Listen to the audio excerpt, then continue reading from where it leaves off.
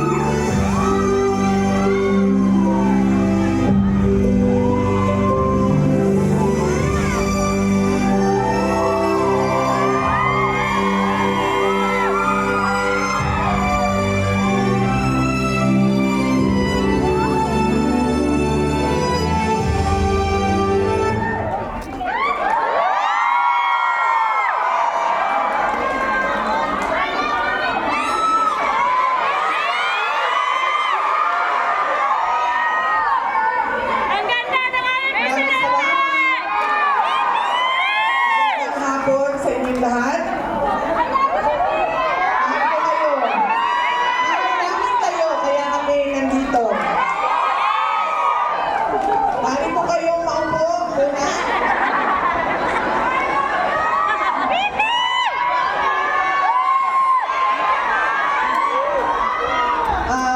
Bago ang lahat, kailangan ko ng timekeeper dahil sinabihan ako na kailangan daw yung oras na ilaan ko sa picture taking ay mas mahaba pa sa oras na ibibigay ko sa speech.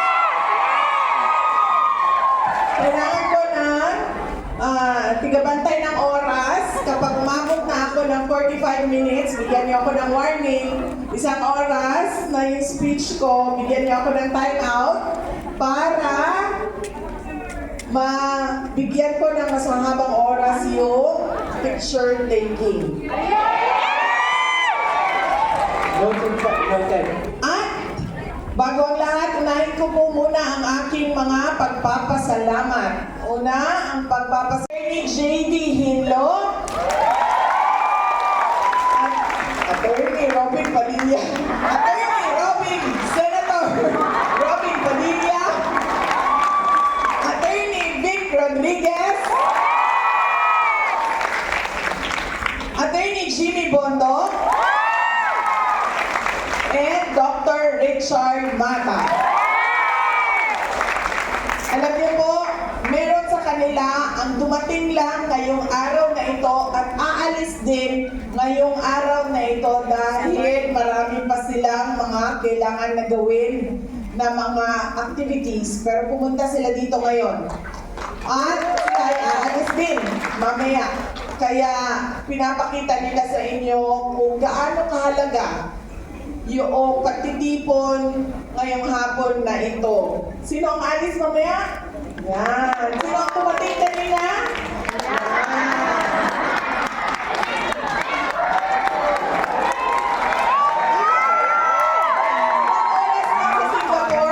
Umutot lang ito sa Singapore.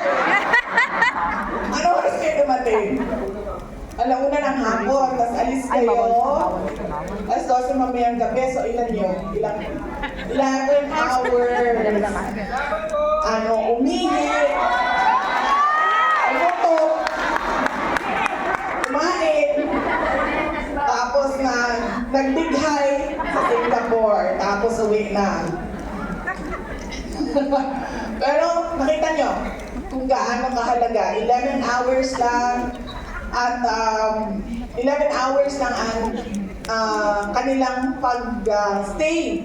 Papamalagi nila dito, pero pinakita nila mahalaga yung pagtitipon natin ngayong hapon na ito.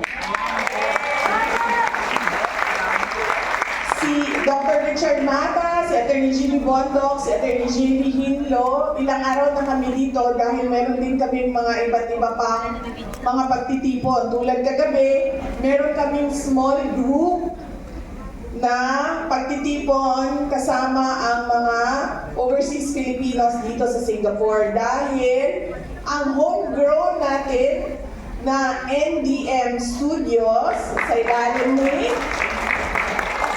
Direk Miel de Mesa ay merong movie making forum and training kahapon para sa ating mga overseas Filipinos. At meron din siyang streaming platform launch dito sa nasaan ka? Ayun, streaming platform na nandito sa Singapore. Kaya meron po kami mga iba pang events na dinaluhan. Ang susunod na pagpapasalamat ay sa inyong lahat sa oras. Sa oras, sa panahon, sa pag-absent, Yes! sa pagsibat sa trabaho.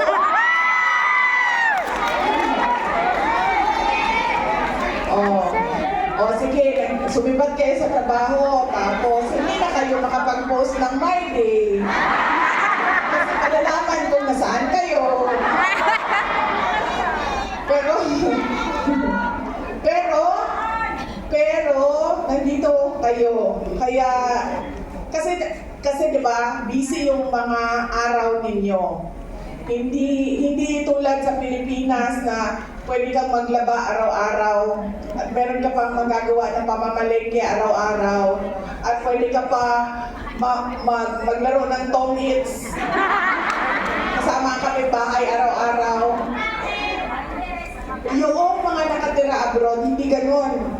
Lahat ng labada, naiipon, isang araw lang yan gagawin lahat. Ang pamamalengke, grocery, hindi yan ginagawa araw-araw. Beses lang.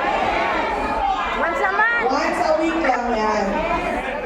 Ang manicure at pedicure ay hindi na talaga yan ginagawa.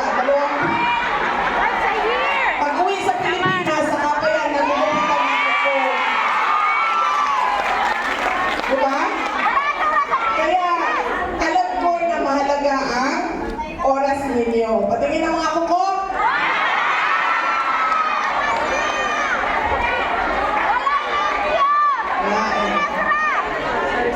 Diba? Kung hindi pa nakauwi ng Pilipinas, hindi pa tatanggal ang ingrown.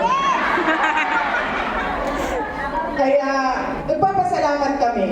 Kasi kahit ganyan yung kailangan ninyo gawin, kahit ganyan kadami ang kailangan ninyo gawin kapag weekend, ay binigay pa rin ninyo ang isang buong araw ninyo para sa amin ngayong gabi na ito.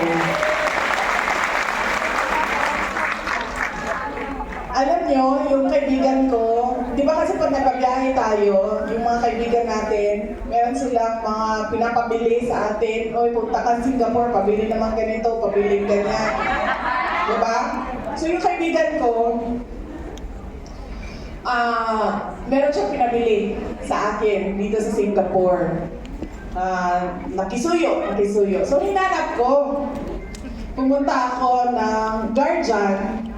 Hinanap ko yung kanyang kailangan. Hinahanap ko doon. Tapos, nagulat ako kasi meron akong nakitang crocodile oil.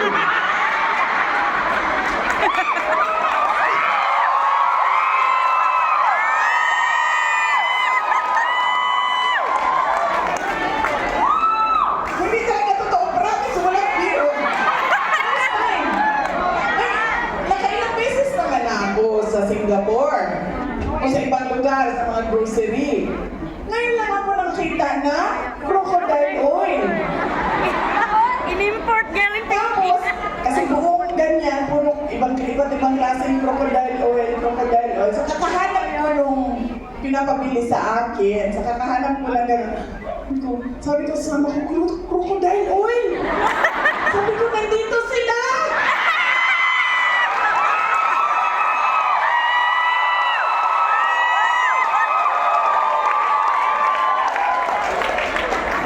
So, syempre ako, kasi may crocodile park sa Davao.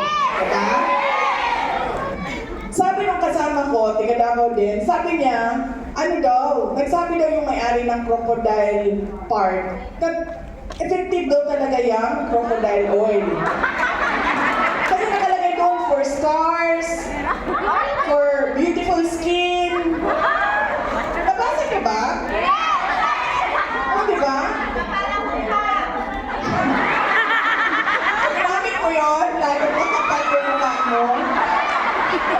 Sabi ko sa kasama ko, sobrang excited ko na, kita ko ng crocodile oil, at sabi pa niya, promote pa yung kasama ko na, oh, sabi ni ano, yung may-ari ng crocodile park, okay daw yan. Tapos, merong buy two, take one. Dalawa, libre isa. So sabi ko, bili tayo nito kasi ang giveaway natin bukas sa programa, pagbigay natin. So sabi ko, kailangan ko din ito para sa teklat ko. So, bili tayo. So, hindi ko tinignan kung magkano. Diretso lang po ganyan. Pagdating namin doon sa cashier, 300 plus Singapore dollars. Ganyan ka, mahal ang crocodile oil.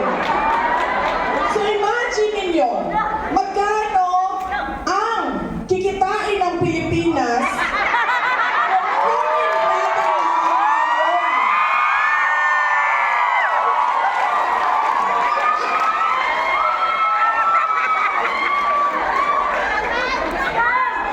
para siyang gold. Yung oil nila. Yung binili ko hindi siya umabot 20, yung binili ko, pinabili sa akin, hindi siya umabot ng 20 Singapore dollars. Yung buy two, take one na crocodile oil, 300 plus Singapore dollars. So, ibig sabihin na lang natin averaging 100 Singapore dollars yung ganito kaliit na oil.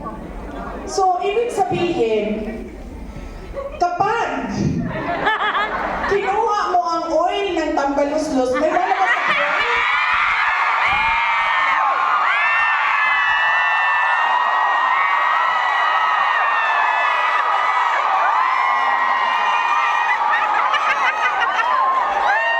Tambaluslos, tayo!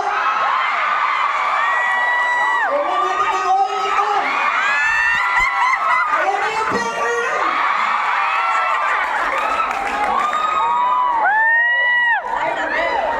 Diba? Nandun pala sa kanyang oil ang lahat ng pera. Nawawala. Ay, sorry na dyan. Okay, pupunta na ako ma'am sa ano. Sorry, nagalit na yung organizer. Oh, ma'am. Crocodile oil naman yun. Totoo naman yun naman doon sa pharmacy. Time out now. Okay. Unahin ko po muna ang aking mga pagpapasalamat.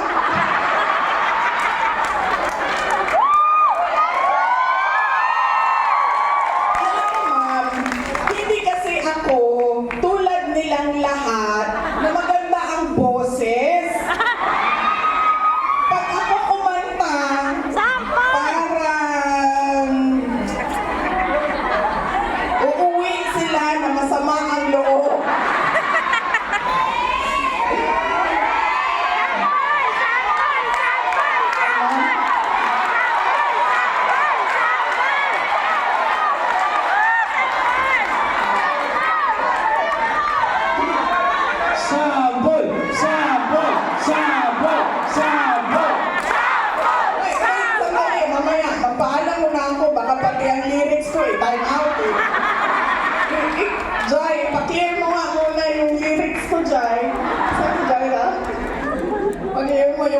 ako. Ay, bawal yung kanta ko. Pati kanta ko bawal. Alam niyo ba nangyari sa amin sa Qatar?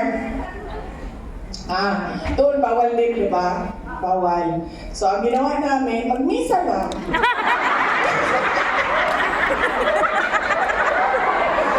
Misa! Mass na lang. Thanksgiving, Holy Mass, ganon. Tapos, pumunta kami sa mall, kumain kami sa food court. O, di ba? Tapos nung pagkahapon, sinabi na ng Qatar government, time out na kayo, hindi na kayo pwede lumabas ng hotel. Kasi hindi na pipigilan noong mga kababayan natin yung maglabas ba ng kanilang nararamdaman at sa loobin. Kaya pigayin na lang natin yung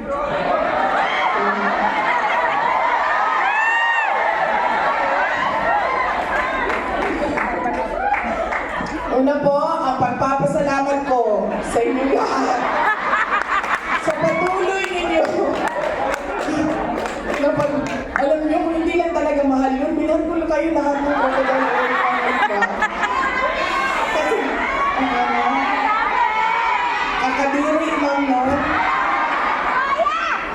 Benta na lang natin sa ibang lahi. This is Philippine crocodile oil. This is more expensive because they own mansions and they own sports cars.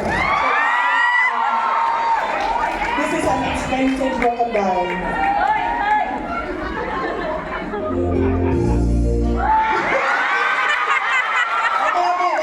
Wait. Pasalamat ako. Baka mabahan ako dito ba? Papasalamat ako sa patuloy ninyo na pagtitiwala at suporta. Kasama po ang mga tiga Office of the Vice President. Maraming salamat sa patuloy ninyo na pagtitiwala at suporta sa amin, sa aming mga proyekto at mga programa.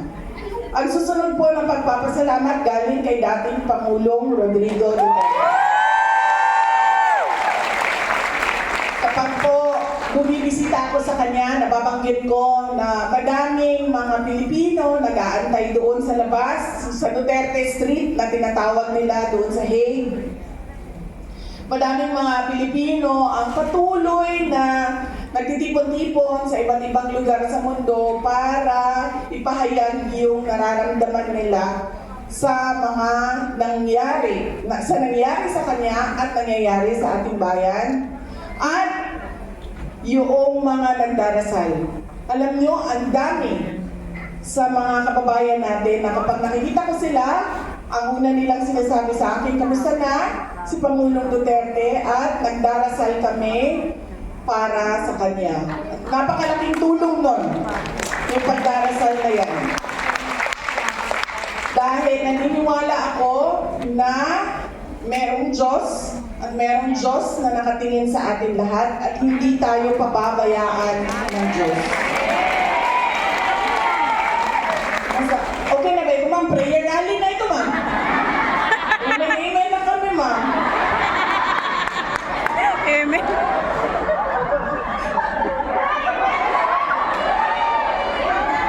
Hindi na lang ako mag-mic para. Papapasalamat mula po sa pamilya namin. Ang pamilya namin. Ang pamilya Duterte po, napakalaki ng utang na loob namin sa inyong lahat sa pagkakataon na ibinibigay ninyo sa amin na makapaglingkod sa ating bayan. Maraming salamat po sa inyong lahat.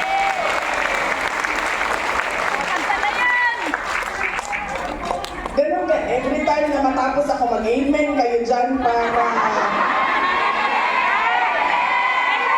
hindi tayo ma-foul. Sasabihin lang natin, ay, well, nag-prayer rally kami.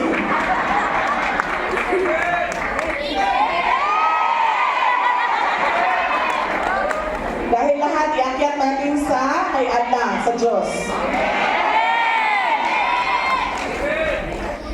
Office of the Vice President po ay, sabi ko po kanina, nagpapasalamat kami dahil tuloy ang pagtitiwala ninyo sa mga iba't ibang programa at proyekto namin. Meron po kami. Meron po kami.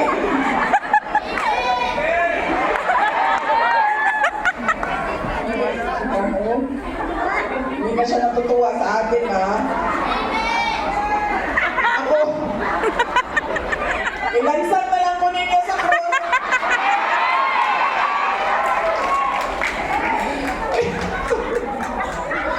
Meron po kaming 10 satellite offices sa iba't ibang lugar sa ating bansa. Meron po kami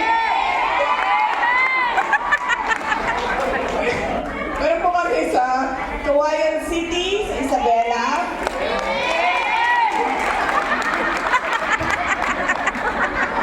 Meron po sa Eastern Pasua.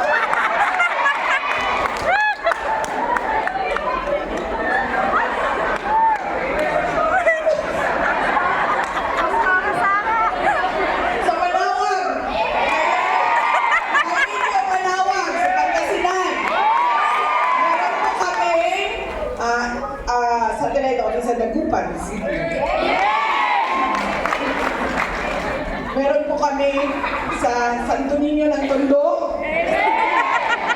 Extension office. Meron po kami sa Negros and Panay Islands sa Bacolod City. Doon po ay Santo Niño din po. Sa Ati-Atihan. Dito naman po tayo sa Cebu City. Nandun po kami sa bahay ni Senyor Santo Niño sa Cebu City.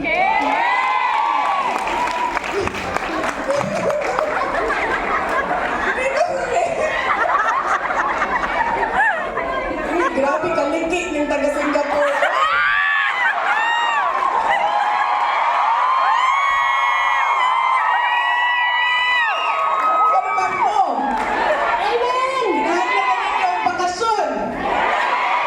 Sabi ng Diyos, bibigyan kayo ng bakasyon.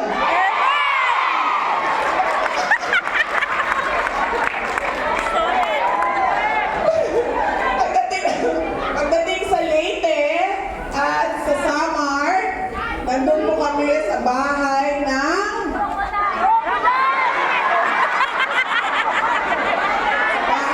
buhaya. Hindi pa po siya nakakulong.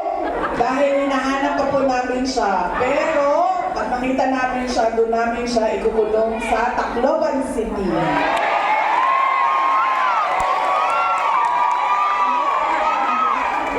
At nakalimutan natin, sa Luzon, kung nasaan si Ina, ang Our Lady of Peña Francia, kami po ay nasa Legazpi City.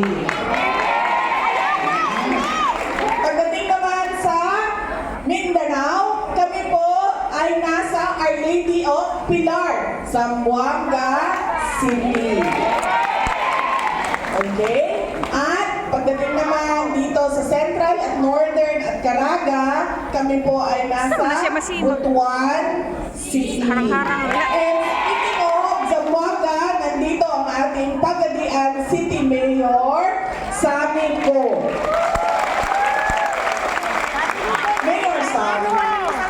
Kaway-kaway ka dyan. Kaway. Pagadian City. Kung saan ang tricycle nila ay nakahangad sa langit.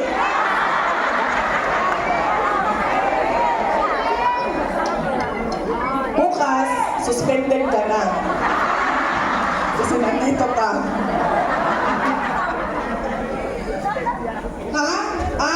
So nasa Butuan City kami.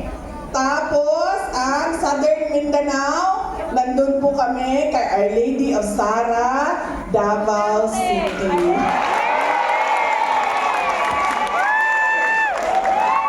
Ang fiesta po namin doon ay June 29, Senyor San Pedro.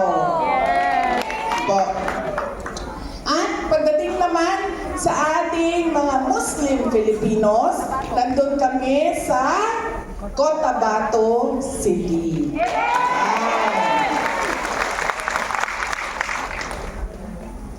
Ang susunod po na project namin ay Disaster Operations Center. Ito po yung pangalawa sa laging hinihingi na tulong ng mga kababayan natin sa Office of the Vice President. Ang una po lagi talaga is medical and burial.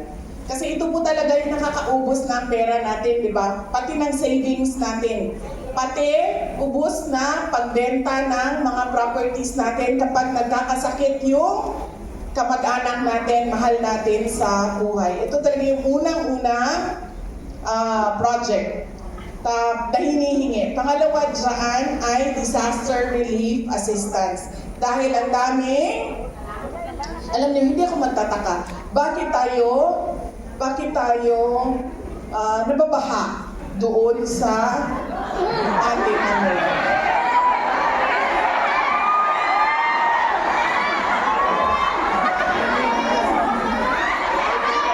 nababaha? Tama. Kasi ang mga buhaya, nakatira talaga yan sa tubig. Sobrang bigat ng buhaya, umaapaw yung tubig sa mga hindi buhaya. Diba? Disaster relief assistance, yan po yung pangalawa sa laging hinihingi ng mga kababayan natin. Dahil ang Pilipinas is a disaster-prone country and very vulnerable sa climate change. Kaya merong pagbabago, sobrang init, sobrang dami ng ulan, pagbabaha, landslide, earthquake. Yan po yung pagsabog ng bulkan, mga iba't ibang sakuna, sunog, malalaking sunog. Kaya marami ang lumalapit sa amin ng relief assistance. Ang susunod po na project namin, napakaliit, pero masaya kami dahil nakakatulong siya, lalo-lalo na sa mga mag-aaral at sa mga yung kapos sa kanilang kita, kulang yung pang-araw-araw nila. Ito po yung libreng sakay na bus ng Office of the Vice President. Meron din po kami magnegosyo talay. Ito po yung micro and small enterprises na entrepreneurship program. Tinuturuan magnegosyo ang mga tao para hindi nalulubog yung kanilang negosyo sa utang, sa 5-6. Meron na po kaming mga OFWs na umuwi at hindi na bumalik sa labas at nagbukas na lang ng kanilang mga negosyo. Ang susunod ay ang pagbabagong campaign, education, advocacy namin. Pumupunta kami sa iba't ibang paaralan, pinapaalala namin sa mga bata ang kahalagahan ng edukasyon sa buhay nila. Kung paano magbago ang buhay ng isang tao dahil sa edukasyon. Napakasimple lang ng explanation namin. Sinasabi namin, kapag kayo ay nakapagtapos, yung trabaho at kalidad ng trabaho at laki ng sweldo ay mas maganda kesa sa kung hindi kayo natapos ng grade 6 o hanggang grade 5 lang kayo, grade 2, grade 3. No, hindi marunong magbasa at magsulat. Ang kapartner po ng advocacy campaign namin, kung saan pumupunta kami sa kampanya namin sa edukasyon, ay pangangampanya namin para sa kalikasan. So kami po ay nagtatanim ng mga puno. At target po namin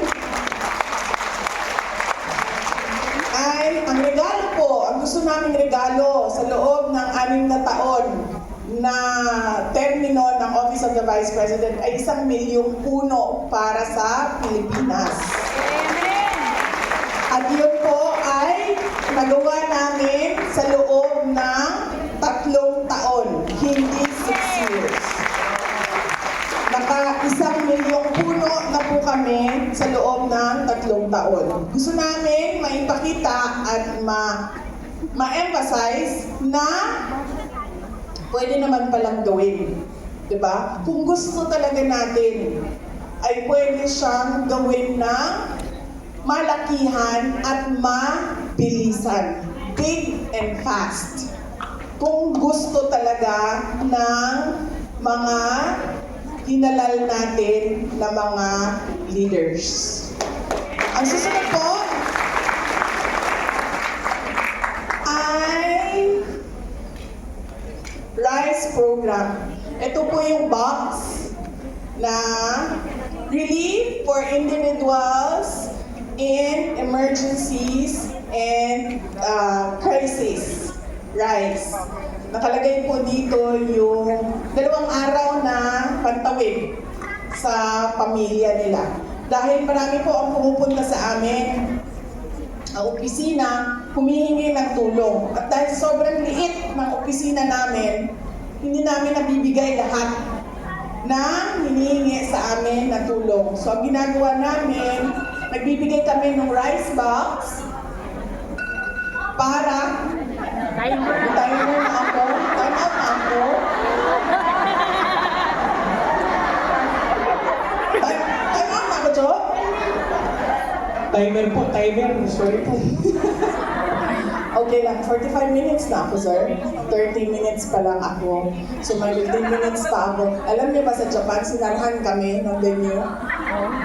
Oo. Sa sobrang tagal ko nagsasalita sa harap, nagsabi na yung may-ari ng venue, red notice na kayo, papakulong na namin kayo sa Interpol. Tapos sabi namin, sige, bilisan. Tapos may picture taking pa after, no? So sobrang haba ng pila. Sabi nung may-ari ng venue, doon kayo sa labas, picture taking. So umabot kami doon sa park, sa harap ng venue, lahat kami punta doon. Okay, dito tayo. Dahil sinarhan kami. Dahil sa Japan, pag sinabi nilang 6:29, ay 6:29, sasaraduhan ka nila. Dito rin sa Ano Singapore. nga ba yung tindahan? 9:15, no? 9:15 siya mag-open. Tama ba? O 9:24?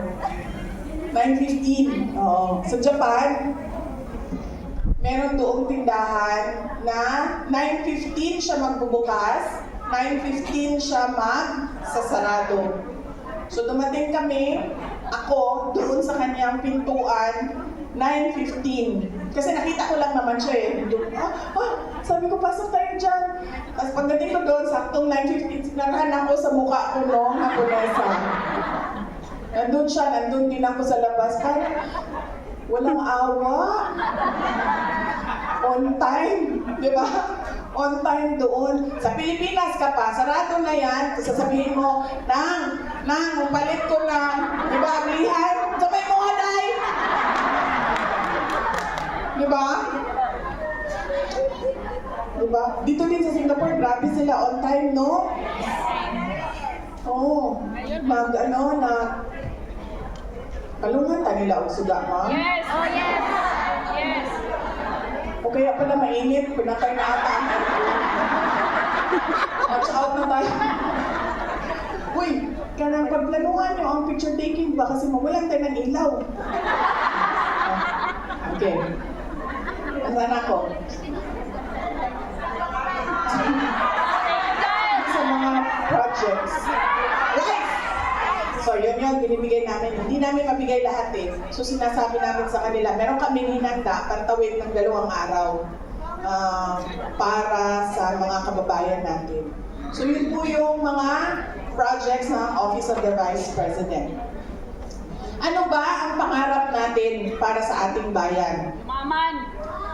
Yes, yumaman ang ating bayan. Hindi lang yaman ng 1, 2, 3, 4, 5, 10 tao, kundi kakayahan ng lahat na